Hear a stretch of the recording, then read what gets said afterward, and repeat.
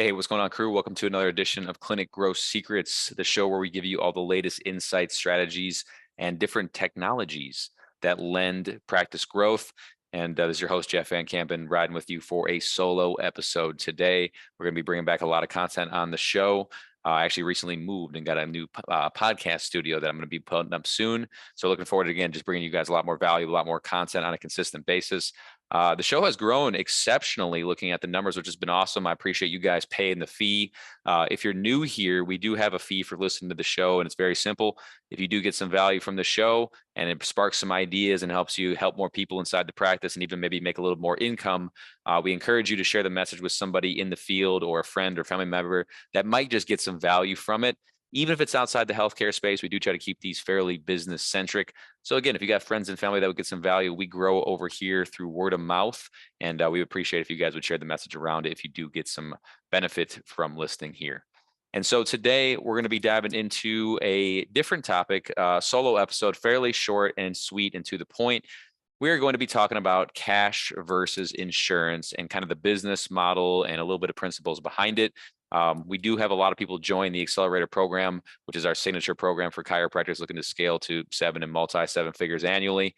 We have a lot of people join that are looking to really make that transition potentially from a insurance-based model, and maybe not transition fully, but at least transition partially and add in a little bit more cash element inside their practice. So I want to just kind of dissect the two different models and just look at it more from an objective business standpoint, more so than like, this is right or wrong. That's one thing I want to make clear as we dive in today, is that I do not want to make this a right or wrong situation, more of just in search of the truth and kind of just looking into some of the different models and practices that I've been fortunate to be in over the last 4 or 5 years. And so let's go into it inside cash versus insurance. And so before we get into the meat and potatoes, someone may say, well, what experience do you have in insurance, like this, that, and the other? And I will say, like, I have no personal legal experience. This is not advice to change from one model or the next. I can just simply tell you what I know about the human behavior, human psychology of how humans operate inside insurance and how humans operate inside of cash. For the most general part, are there always going to be nuances? Yes, right? But this is going to be a generality in terms of just the people that we have consulted with, okay? So that being said, first and foremost, I want to let everybody know who's listening, regardless of the model that you choose, you will pay a price, okay? Most notably, in the cash model, you're going to pay prices such as you have to be much better at demonstrating value, which means you need to go out as a business person and acquire different skills that relate to sales and marketing, right? That's true in the cash model. Why? Because people can't lean on their insurance and they have to pay out of pocket, right? So they will make more thought. More thought will go into the decision making process, right? It's not as easy of a close. We'll talk about that when we get to the insurance, right? So you have to be better at conveying value in the cash model, right? You have to also be willing to take a little bit higher of a risk as it relates to common human behavior. What do most humans think? That medical things are covered by insurance. And so when you go out of the belief of that, you have to overcome that, which again comes back to being good at conveying value, right? The pro of the cash model is that you generally have higher cash flow, okay? In general, you have more control over it, right? And so what you can do with the model is create a higher compliance for long-term lifestyle change. Okay. That's possible in a cash model. It's impossible. It's possible in insurance model too, but a lot of insurances and a lot of marketplaces just don't allow for that because the reimbursement visits are lower and people just can't end up making that habitual change. Right. But so in the cash model, the price is you got to be a salesperson. I hate to say it bluntly, but you got to be good at sales. Okay. If we flip over to the insurance side, some of the pros are that, like, yes, it's easier to sell. It's common belief in the healthcare system that it's going to be covered by insurance. It's easier to sell. People tend to say yes more. And for you, if you're just absolutely in love with the idea of treating patients and you don't really want to acquire those business skills, and many people don't, there's nothing wrong with that, right? But if you don't want to acquire those business skills, like, insurance might be a fair model because, again, you won't have to get as many people to really fork over a lot of their own cash, right? And people are so loss adverse inside of their behavior that yes, people make a higher consideration when they're spending $3,000 for their care versus maybe only 250 or 500 out of pocket, right? So with insurance, it's easier to sell. Okay. And to be fair, insurance can be lucrative in some marketplaces, right? Now, if you're listening to the show, my assumption is that like you're interested in creating cash, right? And insurance can be lucrative. Okay. And what I mean by that is like there are some markets where they have high visit caps and they have high reimbursements. Okay.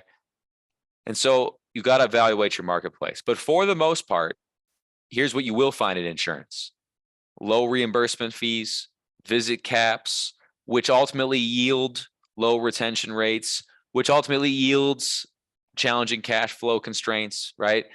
So I say a lot to say, like, if I look at the people who have seemingly had some of the biggest impact in chiropractic, not talking about surgery, not talking about other medicines, not talking about anything like that, in chiropractic, I found that the people who have had the most impact, the most testimonials, the most raving patients have had cash models.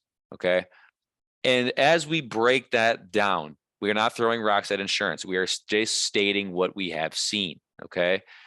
The model itself for a cash model, it breeds retention. Okay. And here's why. If you go to insurance based practice, or if you have one, when the patient comes in, if they're not paying a lot out of pocket, there's no really connection to it. Even if you like it, they get well, there's no emotional buy-in and there's not enough commitment to typically see it for the long term. Okay. So when you have a cash model, because people are paying for it, they have a bigger emotional tie and commitment to it. They want to see it work. Okay. When you pay for something, you want to see the outcome come to fruit. And typically, if it does come to fruit and it makes you a happier human being, you will therefore continue to do it. Right.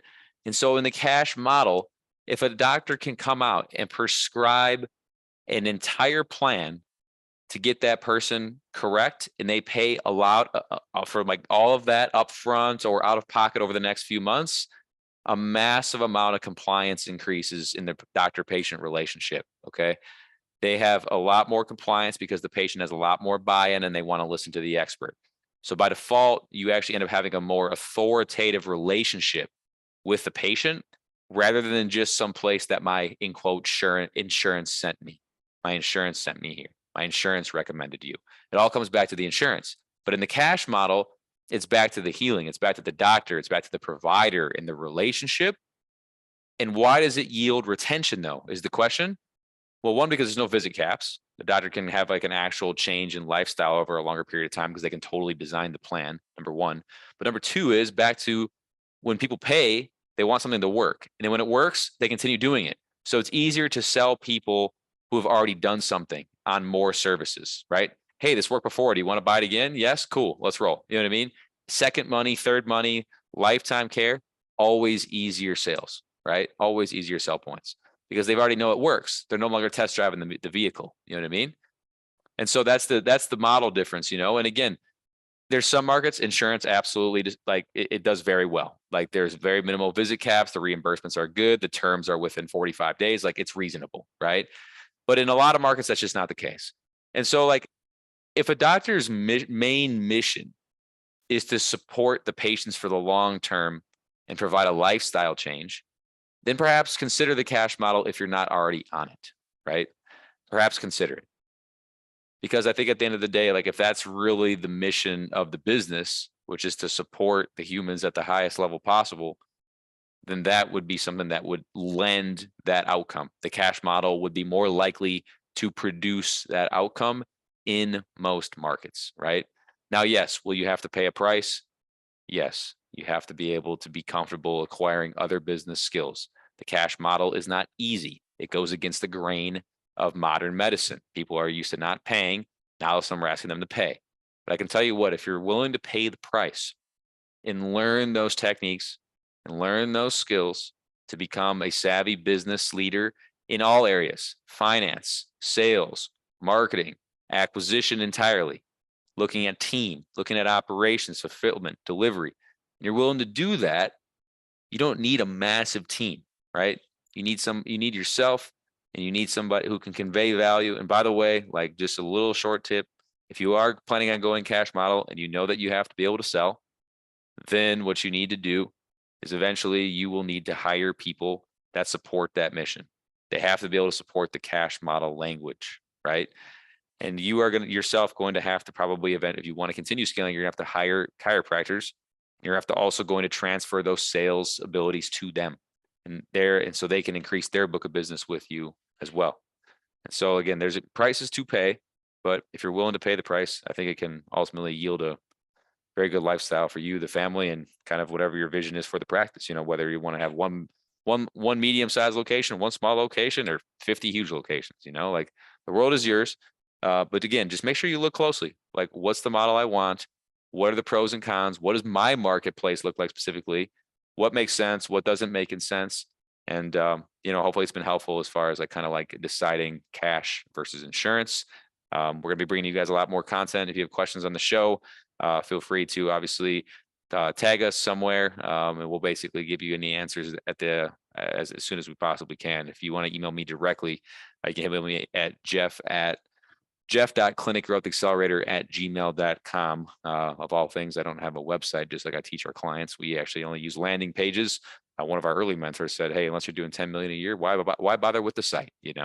So at any rate, hopefully it's been valuable for you guys. Again, it's just another episode with Jeff EK, and I'm looking forward to seeing you guys in the future. We're going to be bringing you guys a lot more solo content, and look forward to chatting with you guys in the future. If you got some value, please feel free to share the show with somebody in your world who also might get some value. We'll see you guys in the future. Cheers.